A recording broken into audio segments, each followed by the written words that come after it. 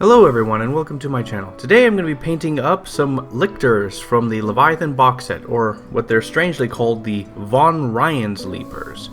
Now I've assembled all the models up to the point where they would get in the way of painting. Now interestingly, they can be fully assembled except for one of them, which has these kind of weird variation of appendages, but basically they block a lot of the detail, while the other ones, their limbs are more spread open. So it was fine there. And then here are all the paints that I used, and this barely used any, surprisingly, and yeah. And then I primed all the models with a black car primer, because you can use that any day of the year, any time of the season or humidity. Now after careful analysis of several pictures of the game SCORN and trying to build it based off, they don't have that much color, surprisingly. So I'm going to start with a base layer of Baneblade Brown all over the model as a form of base coat, kind of fleshy kind of color.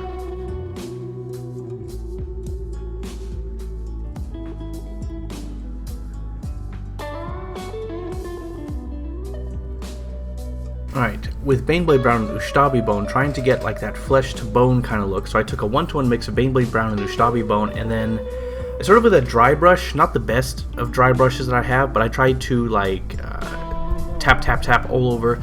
So the models are very small, and so I'm having issues with trying to create the irregularities of skin and all the odd, unique things that are on the models, or in the game SCORN.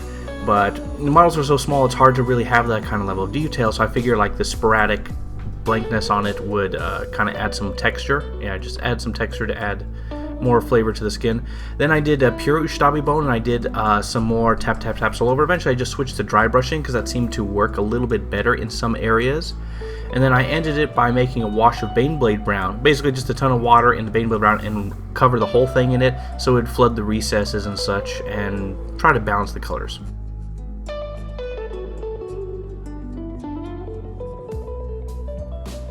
Alright, with Doombull Brown, Cadian Flesh Tone, Evil Sun Scarlet, I mixed all of them in equal parts together. The brown for some darkness, the Cadian Flesh Tone for some fleshy pinkness, and the Evil Sun Scarlet for some red fleshiness as well. And then I applied this on all the joints, the tentacles of the face, the soft fleshy parts, basically whatever you think would be super soft. And yeah, and then I decided to try to tie and add more flesh color to it. I made the same mix again, but I added a bunch of water, turning it into wash, and then covered everything in it. This is basically the basic chitin and body of the creature.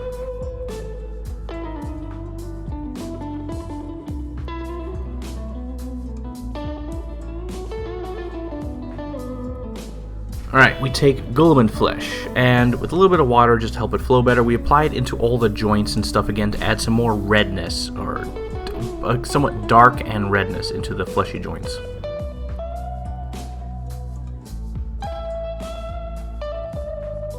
Now with Baneblade Brown and Ustabi Bone, I put the mix together, and this time I water it down a bit and just apply it with a brush. I just want to add texture. The dry brushing, when I tried to do it with dry brushing, the texture really wasn't that good. And so I'm adding this to try to add like some randomness, texture, and stuff like skin would have.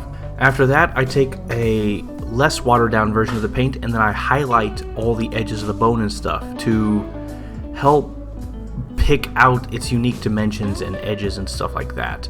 The dry brushing phase before really wasn't that good. Maybe I just need some better dry brushes. I'm working on that, by the way. And so essentially this was a more time consuming one, but it brought out all the detail and stuff. And the flesh is pocketed with randomness and stuff. I'm trying to add texture to this very tiny model. That's what I'm basically trying to do.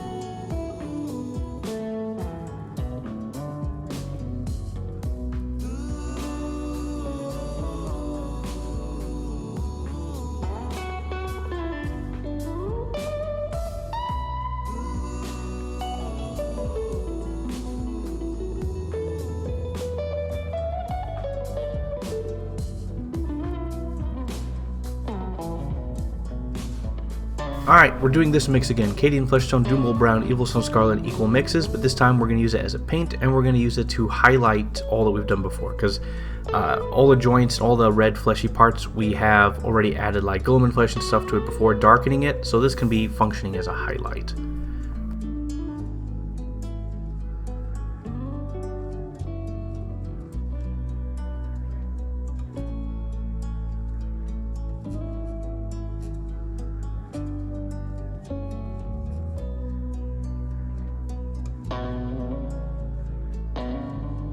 Alright, with Cantor Blue, I noticed that some of the creatures in there have blue mixed in, mostly like exposed organs and stuff, but I wanted to try to add this to the soft fleshy parts, the tentacles basically. So all I did was I took Cantor Blue, watered it down heavily, and just applied thin layers of this, used a hairdryer to dry it, and then just kept applying it like 2 or 3 layers until I got a transition color of the pinky flesh to bluish.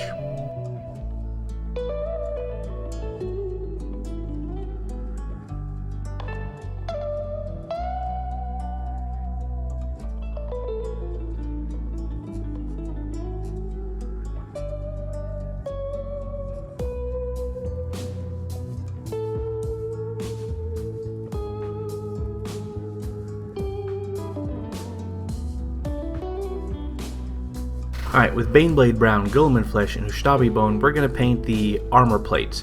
So we're going to paint everything with a base layer of Baneblade Brown. All his armor plates on his back, shins, legs, part of the claws, and his tailbone. Then we're going to take Guilliman Flesh, water it down a bit, and apply it all over the armors to create a soft coloring of this. Then we're going to take the pure Guilliman Flesh and we're going to apply it into the deep recesses of the armor plates, basically where a new armor plate meets under the other one. And yeah, and just apply a few layers like this, and then like tap around the area to make it speckled a bit, add some texture. Then we're going to go back with Baneblade Brown, and then we're going to dry brush essentially, or overbrush along the edges of all the plates and stuff, add some texture here and there of it going from dark to this bright. And then we're going to take Baneblade Brown and Ustabi Bone, mix 1-to-1-ish, and we're going to highlight all the edges of every single plate, and then just draw stripes down alongside the edges to add some sort of implied texture.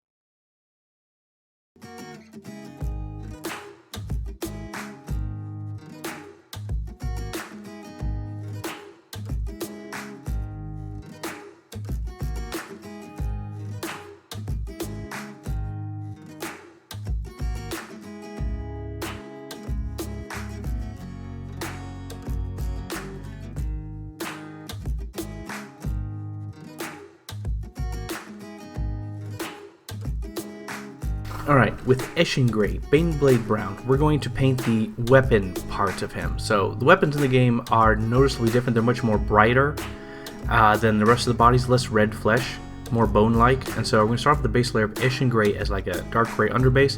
Then we're going to take Baneblade Brown, we're going to do 2 things. We're going to tap all over to add some random texture. We're going to dry brush all along the edges and stuff. Then we will take the pure Baneblade Brown with a fine brush, and then we will just edge highlight all the sharp edges.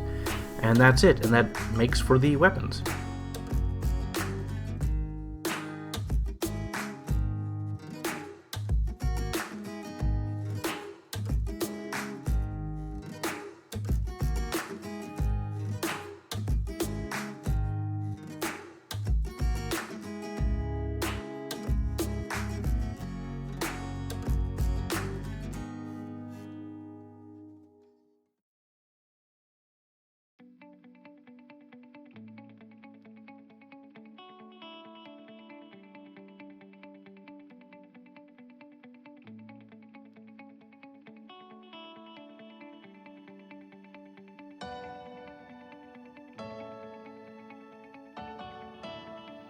Alright, with Guilliman Flesh, Ulthuan Grey, and Calidor Sky, we're going to do the eyes. So with Guilliman Flesh, we're going to apply this to where his eyes are to add a dark background, so it pops out more.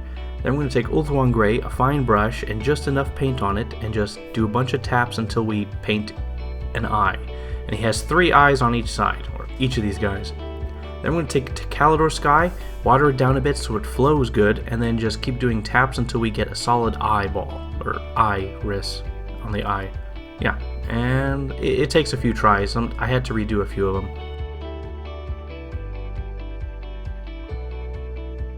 Alright, with AK Interactive Ultra Matte Varnish and the Army Painter Warpaint Anti-Shine Matte Varnish, which doesn't do that. Essentially, so what I do is, since part of his body is wet flesh, and it is also like carapace flesh, not just the armor, I take the Anti-Shine Matte Varnish, mix it with a little bit of water to help it flow better, and also to dilute any negative glossening or whitening effects. And then I apply this pretty much all over the model except for the armor plates and his weapons. Then once that's done, I have to apply like 1 or 2 layers. Maybe I added a little too much water. Then with AK Interactive Ultra Matte Varnish, I also apply a little bit of water because this thing also whitens the models that it touches, very slightly, but it's noticeable, so I mix it with a little bit of water to help negate that effect. And then I apply this on all the armor plates and weapons until they are no longer shiny.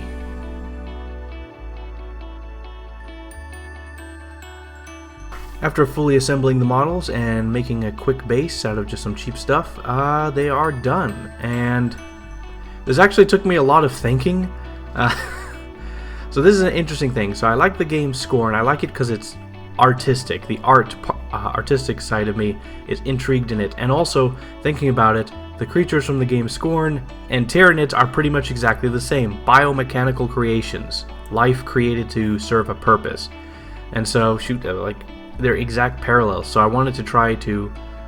Thematically, they're the same, but, like, the people in SCORN are, well, humanoid, and so trying to transfer a lot of the colors and stuff onto these random Tyranid bodies is a little difficult. I mean, there's the basic soft flesh, but I mean, all the characters are made of are covered in carapace. They don't really have soft flesh, but there's like softer flesh. Then there's carapaces, and then there's their weapons. And so I wanted to try to channel all 3 basic color schemes in there. In which case, they all kind of look.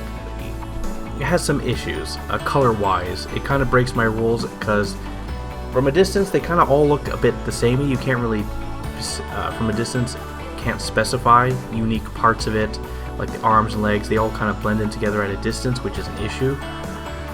The face is not that distinct color-wise. It doesn't like jump out at you. The model looks a little dull in color. A little bit, but it's trying to get the highlights or like trying to figure out how to highlight. My main issue was trying to take the color scheme and ideas of the game and put them on a Tyranid. It has a few issues here and there. The face is a little dull because it's not that eye-catching, it just sort of blends in, but the armor, the arms, the legs, the armor plates and stuff like that work really well. The Army Painter thing added a little glossy shine, just a small one. And as you rotate the model around in your hand and stuff, you can kind of see like sort of a wet flesh or some reflection here and there. And then the armor plates are just solid bricks, and so they have no reflection, no shine at all. So it's a small subtle thing that's nice. But if I ever collected Tyranids, I would paint them in this way, or I would still have to refine a little more. It's hard to say what I could have done better because I was still learning. Probably the fleshy joints start with just a pure brown and just add in the other colors like building up, or just start with the big colors and then paint in the recesses with the Doombull brown. Apart from that, because the models are so small, I wanted to add the texture and randomness like you see in some of the pictures and stuff. So overbrushing, tapping all over, creating these random splotches and stuff. While it's a bit dirty for what I would normally do, it tries to add like more dimension, more character to the model. Some parts are better than others, clearly. It's hard to say. It's a good first experiment. Oh God, I keep dropping the model. It is a good first experiment, but it's maybe some more highlights, but it's hard to decide like where exactly. The face definitely needs to become more eye-catching, more brighter. It needs to be the diamond in the ring that is the rest of the model. A lot of things look really, really good. The highlights that I did do are really good, but no super high highlights that really catch the eye. The armor plates are much brighter than the fleshy carapace parts. The open flesh parts are also there. The weapon parts of his body are clearly distinct. I mean, it is noticeably different, but you just have to like look carefully at the model, and so it doesn't pass my. This is a tiny model on the other side of the battlefield. Can you see out its distinct features? So no. So anyway, this was a good experiment. As far as my review of the game, it's a great game for what it is. It is a walking puzzle simulator that focuses heavily on the art.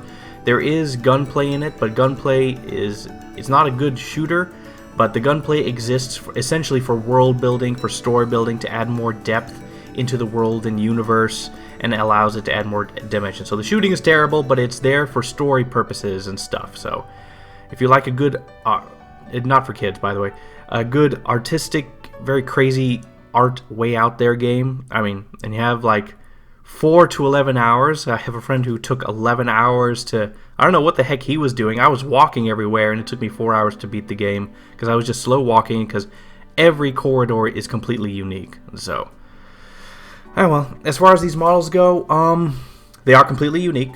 There's a lot of detail on them that I was able to bring out with all the highlighting, so a lot of effort was done. But it doesn't shine or glow in the way that I would like. Its features don't pop out, especially his faces. Their faces just do not pop out, sadly, in the end. So I'm going to have to say a solid 8 out of 10, held back because of their faces, their face tentacles or stuff. I just couldn't figure it out.